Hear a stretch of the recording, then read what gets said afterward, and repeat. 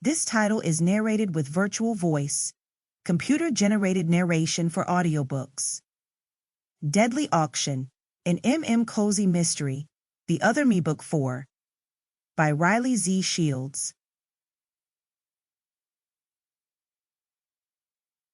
1. Jeff Holmes was sitting in his car, thinking about his relationship. After 702 days of waiting and longing, he'd finally reunited with Hans.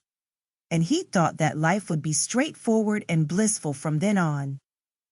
He'd envisioned spending lots of time together, holding hands, eating out, cuddling, going to the movies, exercising at the gym, or just sitting beside each other. But that hadn't happened, not at all. Hans soon obtained a once-in-a-lifetime opportunity to work with Stella Rice, the queen of dramas.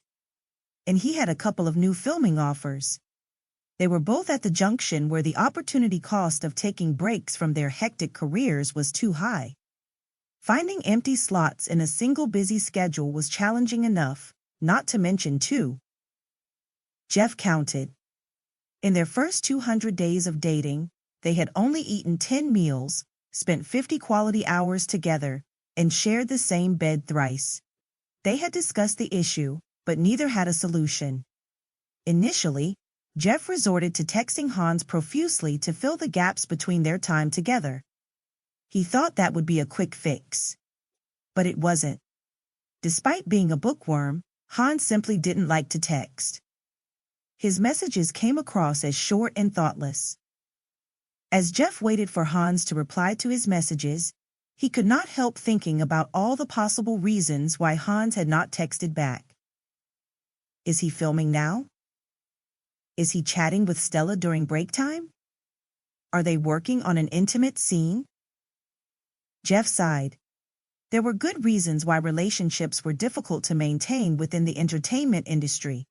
Temptations were simply too much. Beautiful and charismatic people were everywhere. Besides, Hans wasn't just filming with an average alluring, charming person. He was acting with the queen, the national wife, the woman that defined what success meant. The anxieties affected Jeff tremendously, and he decided to stop his messaging. At last, they found time to go on a 5-day vacation together. Feeling apologetic about being the busier one, Hans offered to plan the trip. It was meant to be a surprise, but it came more like a shock. Hans brought Jeff to a ski resort. Unless Hans, who had frequented the icy slopes since young, Jeff had never skied before. Entering the premises, appreciating the slopes with angles greater than 60 degrees, Jeff wondered whether death would always follow them wherever they go.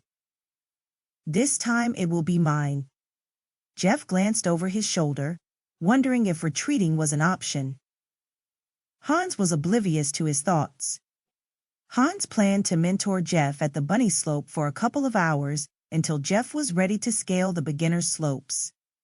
But his plan didn't work out. Jeff proved to be clumsy and unteachable. Perhaps certain sports had to be mastered when young.